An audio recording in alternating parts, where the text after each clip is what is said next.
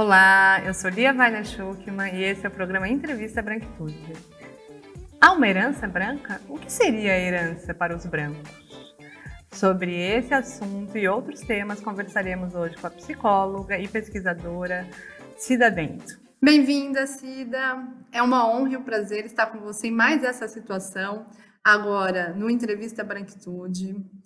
E eu vou iniciar perguntando como é que esse conceito, como é que essa problemática da branquitude entrou na tua vida? Então, eu acho que logo que eu comecei a trabalhar com o tema das relações raciais, tudo aparecia como um problema negro, né? Um problema da identidade negra, do negro que não se via como negro, o problema da exclusão negra, da desigualdade, e o branco estava totalmente ausente da conversa. E eu pensava que ou nós tínhamos um problema nas relações entre negros e brancos, então é um problema relacional, ou o problema seria branco.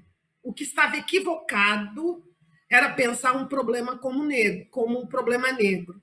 Então, o olhar sobre o branco começa aí, e é mais ou menos por volta do ano de 1998, uma década e pouco depois que este tema havia aparecido, havia se encorpado nos Estados Unidos, né? E lá, como aqui, ele ganha visibilidade, corpo, quando a voz negra cresce muito e os brancos começam a se sentir desconfortáveis naquele lugar de supremacia. Aqui no Brasil, um momento muito forte foi quando se começou a discutir ação afirmativa, e apareceu uma reportagem na grande mídia perguntando: e os 19 milhões de brancos pobres? Se vai pensar ação afirmativa para preto, o que faremos com eles? Então, essa questão do branco pobre e de trazer o branco como um grupo, como um segmento, numa reportagem da grande mídia não era comum. Então, chamou a atenção e me chama a atenção até hoje que branquitude tem um dos seus pilares numa reação branca ao questionamento que vem da voz negra sobre esse lugar de supremacia branca, sobre a questão dos direitos, sobre a questão de pensar uma sociedade como uma sociedade para todas e todos. E Cida, bom, bem nessa época que você entra em contato com o estudo, logo depois você faz a tua tese de doutoramento e nela você cunha o termo pactos narcísicos da branquitude. O que é isso? Explica um pouco para gente. Então, a branquitude, ela entra no meu trabalho muito fortemente porque eu era psicóloga de recursos humanos de grandes empresas e você tinha um modelo de liderança, de profissional que deveria estar em lugares de vanguarda, e este modelo era masculino e era branco, né? E toda vez que você tinha que fazer processos de recrutamento, de seleção, de promoção, de oferecer oportunidades de treinamento para cargos mais de vanguarda,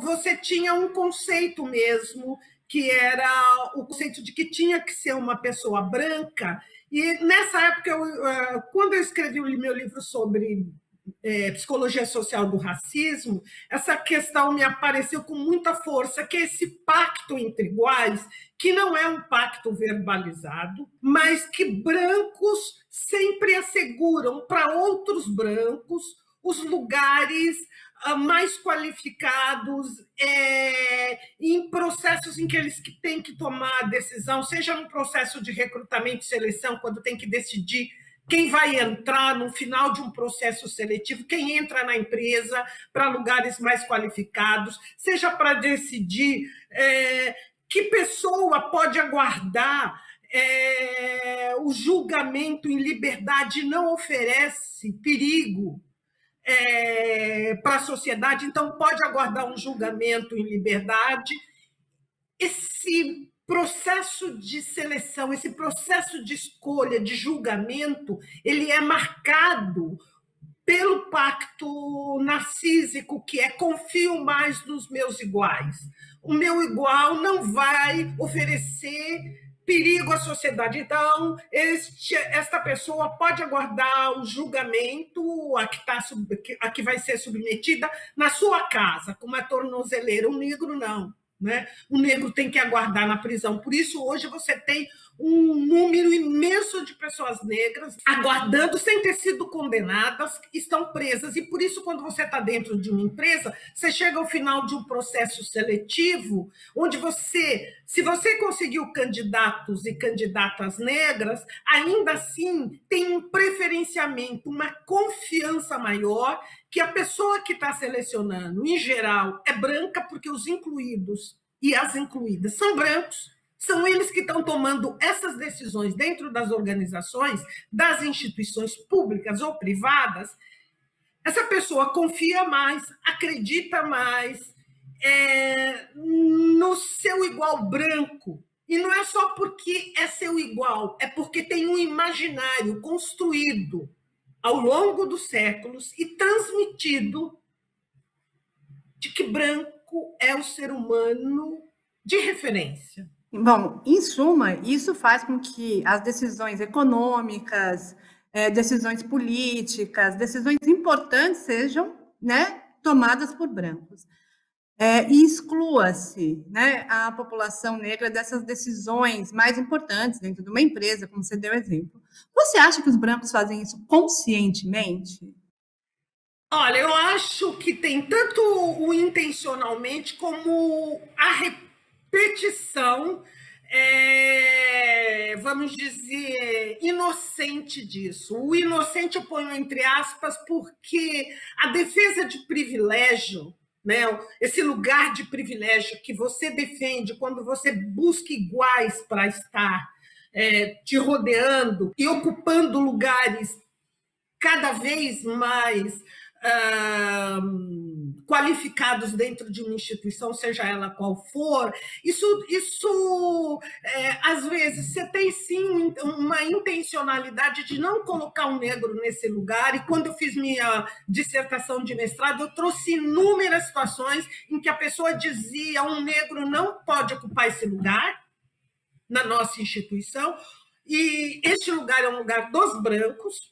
Não é? Assim como eu vivi no movimento sindical, por exemplo, pessoas dizendo, naquela nossa reunião, eu estou falando agora, eu estou falando de uma central ultra-revolucionária de esquerda, mas numa reunião de dirigentes, um dirigente disse para o outro: se aumentar a presença de dirigentes negros, vai diminuir a presença de dirigentes brancos. Vocês estão pensando sobre isso? Dois corpos não ocupam um lugar só ao mesmo tempo. Isso foi me relatado por uma mulher branca no que estava nessa reunião. Então, eu tenho tanto de verdade, negros não podem estar nesses lugares, nós estamos perdendo nossos lugares a cada vez que amplia a presença negra, eu tenho isso, mas eu também tenho uma coisa que é característica do racismo institucional, que é normas e regras dentro da instituição funcionam de uma maneira quase automática para reproduzir as mesmas pessoas nos mesmos perfis, nos mesmos lugares. Então, um exemplo típico é nos censos que eu faço dentro de empresas, quando a gente pergunta como é que você ficou sabendo desta vaga que te permitiu entrar nessa empresa ou nesta organização da sociedade civil. Quando a gente pergunta isso, a pessoa diz por parentes ou por amigos, ou seja, por brancos. Outros brancos é que disseram: olha, tem uma vaga lá. Então, algumas formas da instituição funcionar favorecem a reprodução da branquitude. Nesse sentido, Cida, o que você nos diz é que o pacto narcísico da branquitude, ele serve como uma defesa dos privilégios brancos, né? Ele é uma defesa dos privilégios, tem essa parte consciente. O que é esse privilégio branco? Sim, ele serve como uma defesa do privilégio branco, que é ocupar os lugares mais qualificados, mas que não é entendido pelo branco, desse conceito de branquitude, não é entendido como privilégio, mas como mérito. Estamos aqui porque merecemos. Então, quando você pega a literatura sobre branquitude, você vai ver que um dos estereótipos associados ao branco é que ele é o cara do trabalho, ele não é aquele cara preguiçoso como indígena, como negro. Embora todas as estatísticas mostram que em qualquer parte do país é a população negra que trabalha 2 horas a mais comparadas ao trabalhador branco. Então, durante 4/5 da nossa história, trabalho era coisa de preto. Mas, quando você vai ver o conceito de branquitude, ela traz essa dimensão do trabalhador. Então, o privilégio, ele é o conceito de privilégio para o branco não é um conceito de privilégio, é de mérito, é de meritocracia. Tanto é que quando você entra numa instituição para fazer um trabalho sobre diversidade, é isso que eu venho fazendo há 20 anos, em grandes instituições, a primeira questão que surge é, olha, tudo bem, nós estamos querendo aqui trabalhar com diversidade, mas a gente não quer baixar régua.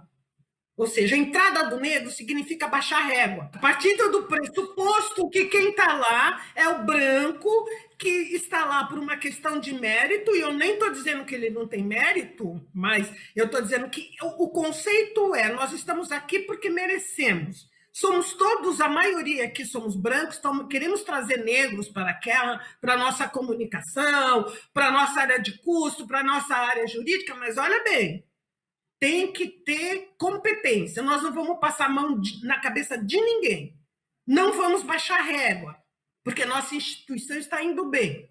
Então, tem que trazer negros competentes. E aí você vê que do outro lado da desigualdade, quando você traz a questão da equidade, da ação afirmativa, do outro lado está a questão da meritocracia. Não deveria estar, mas é esta resposta branca, a presença negra, a ampliação da presença negra dentro das instituições, dentro dos produtos, dentro dos serviços que ela presta.